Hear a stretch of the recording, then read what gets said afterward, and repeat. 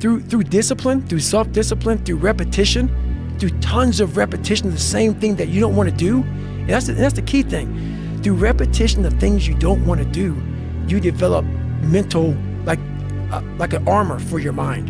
You start to armor your mind, because your mind's like, okay, we suffer every day. It's what we do. We do stuff that sucks every day. So then when the suck stuff comes, you're ready for it. 5 or 6 years, I went every single day without missing a single day. I never got sick. I was in the water on Christmas, birthday, holidays, everything. It didn't matter. You say the emotionally immature man seeks out motivation to do something hard one time. The emotionally mature man uses discipline to do something hard 1,000 times. When you have emotional maturity, you realize that some days you're not going to sleep well. Some days you're going to wake up and you've got your schedule and everything's planned out and the poop hits the fan. You got to eat those shit sandwiches, right?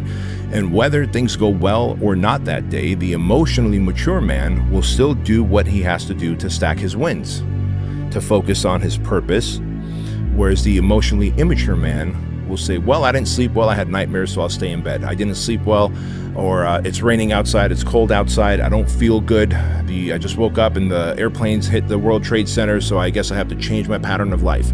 You have to stay the course no matter what, and it takes a high level of emotional maturity because your emotions dictate your motion. Fuck your motivation. Fuck your motivation. You need discipline.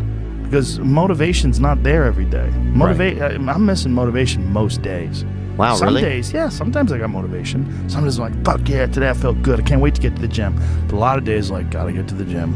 And then once I get going, then I feel great. Yeah. And I feel great when it's over. But it's that beginning part that's hard because your body wants to stay comfortable.